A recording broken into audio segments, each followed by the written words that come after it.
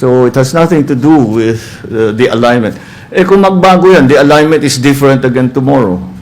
Hindi, I'm not saying it will be. But if the alignments are different again in terms of the majority, eh paano mo sasabihin pag nagbago na naman yan? So walang kinalaman yung majority, minority sa Senado.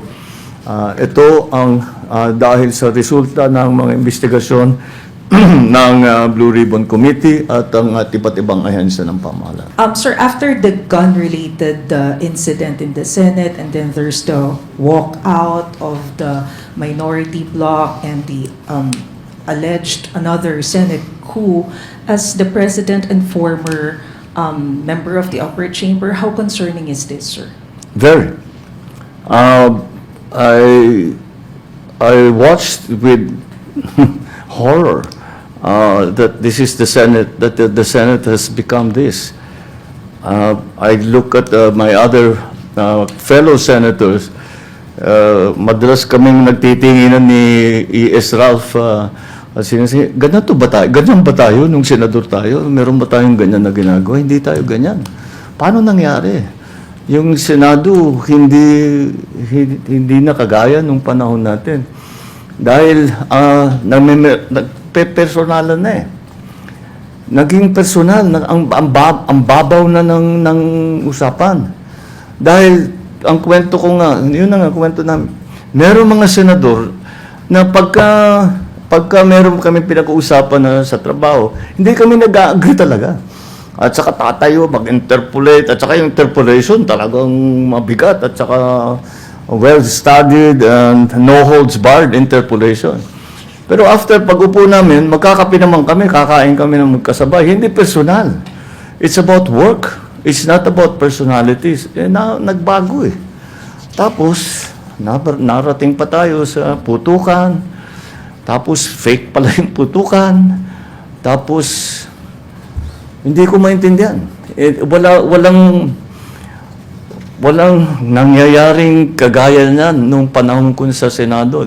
Of course, the only basis for comparison that I have is the time that I was in the Senate. And I never imagined that the Senate would descend into this kind of what's happening right now. And then I was watching the comments of former SP, another colleague of ours, Senator Frank Drilon. Sabi niya, ano nangyari dito? The Senate is now sheltering fugitives from justice. How did that happen? I don't understand how a Senate is supposed to function if those are the kind of things that the Senate is embroiled in.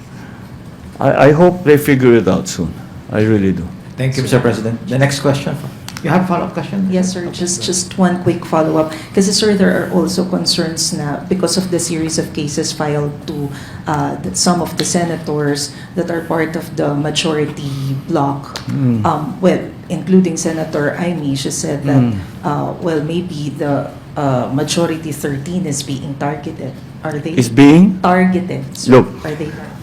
Almost a year ago, ang sinabi ko sa taong bayan, kailangan malaman ng buong taong bayan ang katotohanan.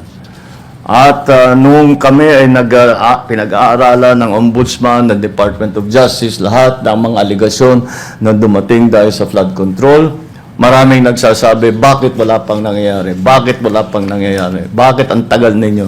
Namimili lang yata kayo kung sino yung i-prosecute ninyo. Ngayon, nandito na. At dahan-dahan lumalabas ng katotohanan. At dahan-dahan na. At ang pinakamaganda, kung talagang may kaso, kung sila ba naman ay walang ginawang mali, ay lalabas naman yan sa pagsusuri ng paghusga. At kaya naman, eto na yung mga, ang hinihingi sa amin ng tao. Alamin nyo, ilabas ninyo lahat ng katotohanan. Ito ang aking ngayong ginagawa. Hindi pa tapos ito. Patuloy pa ang investigasyon, patuloy pa ang mga pag-imbestiga at pag-aaral at sa intelligence and information gathering tungkol sa mga iba't ibang aligasyon kung kani-kanino pa. Hindi ko alam kung paano napunta na sinasabi na yung majority ngayon ang tinatarget. Dahil kung tutusin ninyo, hindi sila majority noon. So, that does not apply. It was because of the allegations that were made and the investigations that were conducted upon learning of those allegations against kung sino man.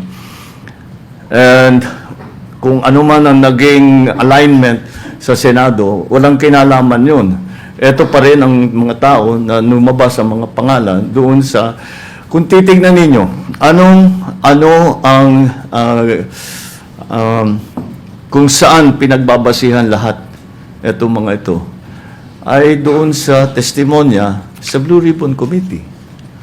Doon naman lumabas lahat ito. So, binigay ng Blue Ribbon Committee sa Ombudsman at sa DOJ ang mga findings nila, ito ang naging resulta ngayon. So, it has nothing to do with the alignment. Kung magbago yan, the alignment is different again tomorrow. Hindi, I'm not saying it will be. But if the alignments are different again in terms of the majority, paano mo sasabihin pag nagbago na naman yan? So, walang kinalaman yung majority, minority sa Senado. Ito ang dahil sa resulta ng mga investigasyon ng Blue Ribbon Committee at ang iba't ibang ahensya ng pamahalaan.